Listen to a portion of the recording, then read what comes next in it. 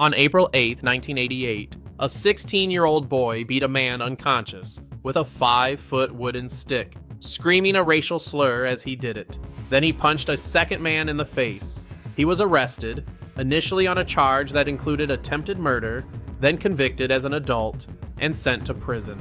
That boy grew up to become one of the highest-paid actors on the planet, fronting a reported $400 million personal brand of movies, restaurants, and underwear campaigns. He never lost a single role over it. Not when he asked the state of Massachusetts to erase the conviction entirely. Not when the request set off a public firestorm. Not decades later, when he stood on an awards stage handing a trophy to an Asian cast. The same community he'd once attacked. Other actors have lost entire careers for far less than what's on this man's record. I'm Dan, and this investigation traces exactly what Mark Wahlberg did in 1988, what happened afterward, and why Hollywood never made him answer for it the way it has for so many others. Not the pardon request, not the backlash, and not the moment 3 decades later when the past and present collided under the same awards show lights.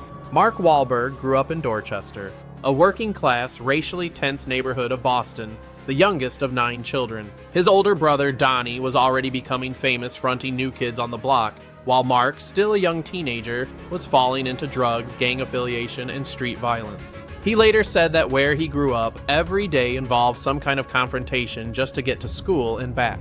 In 1986, when Wahlberg was 15, he and a group of friends chased down a group of black elementary school children on a beach in his neighborhood, throwing rocks and shouting racial slurs. A court issued a civil rights injunction against him and his friends, a formal legal warning that if any of them committed another racially motivated attack, they would face real jail time.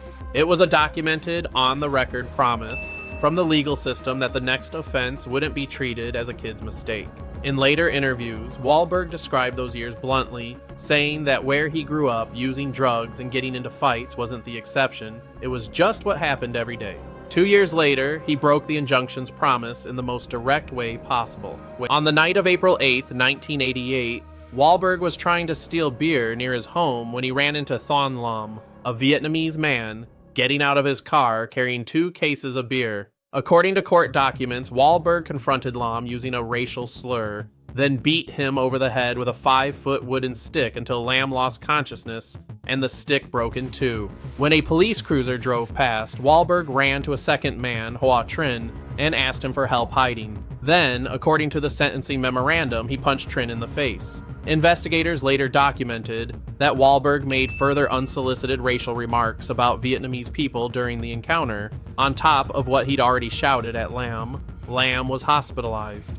Wahlberg, meanwhile, fled the scene before police arrived and was arrested separately once investigators connected him to both men.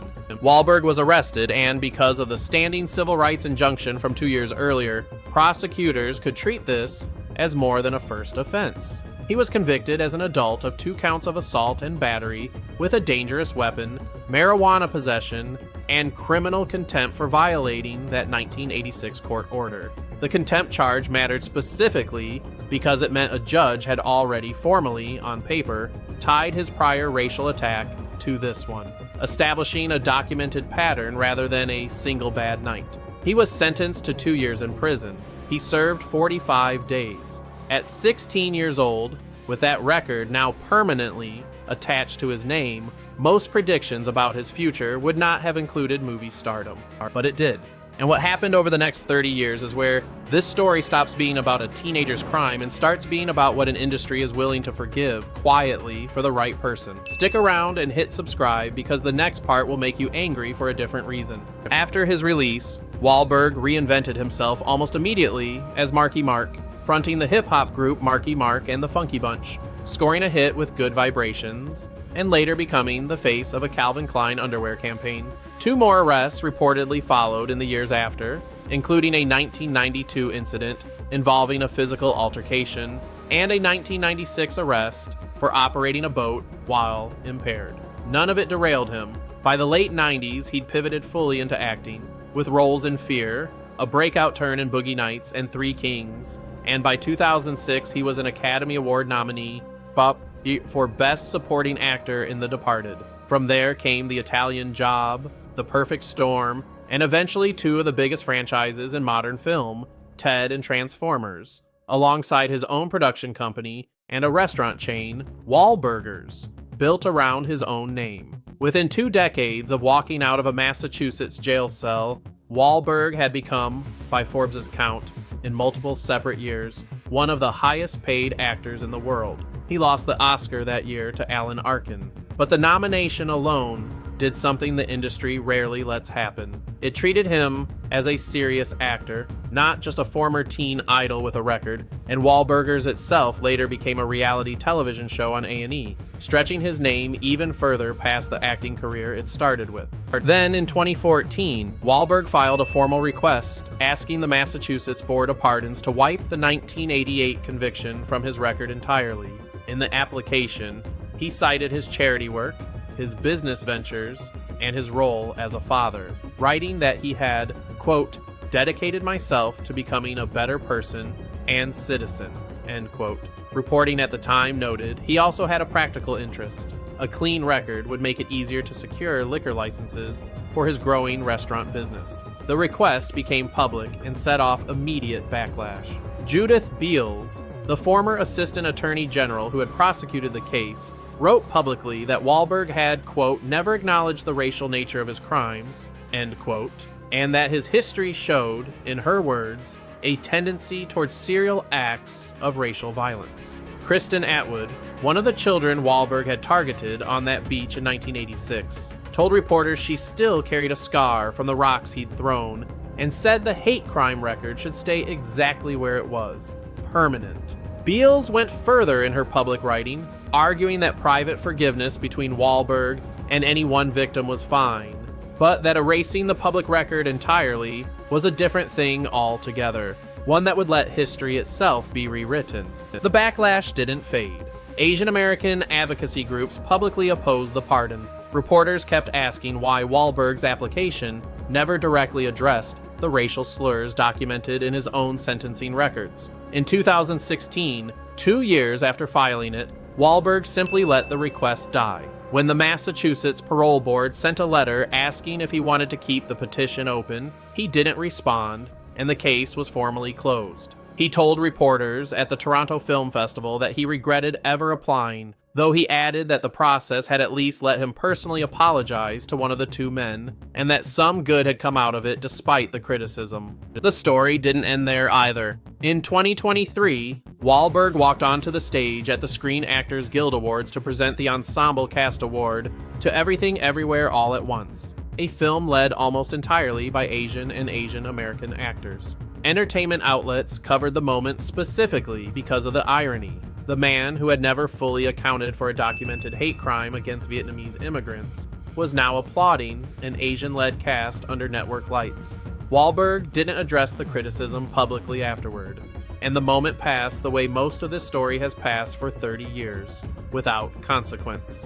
Entertainment outlets and social media users pointed out the same thing independently in almost identical language that night. Nobody in that room seemed to remember or care that this was the same man Massachusetts once tried to keep on record as a documented hate crime offender.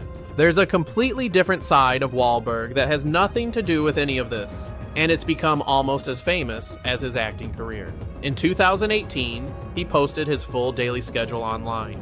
A 2:30 a.m. wake-up prayer, 2 separate workouts, a cryotherapy session, golf, and lights out by 7:30 p.m. every single day.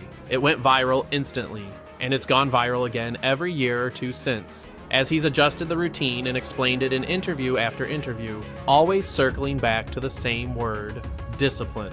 Whether that obsessive routine is connected to how he rebuilt his life after 1988, or whether it's a completely separate story about faith, control, and fitness culture in modern Hollywood is genuinely worth digging into on its own. But that's another story. None of this ended his career. Not the conviction, not the pardon request, not the backlash, not the SAG Awards moment. Compare that to how quickly this industry has ended other careers over a single leaked recording, one bad tweet, or an accusation that was never even proven in court. This is the same industry that quietly pushed Sinead O'Connor out for being right too early.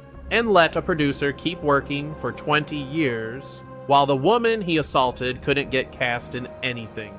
Wahlberg has a documented hate crime conviction, a formal court injunction naming him specifically by name, and a victim who lost consciousness in the street. It never touched a single one of his paychecks. That's not a comment on whether people can change, or whether Wahlberg himself has. It's a comment on how unevenly this industry decides who gets asked to prove it. Maybe the honest answer is simpler than anyone wants it to be. Money and time buy forgiveness that accountability never had to earn.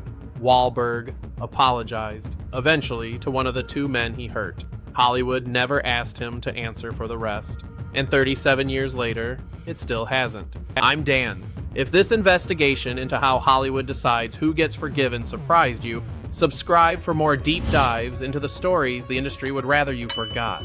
Thank you for watching.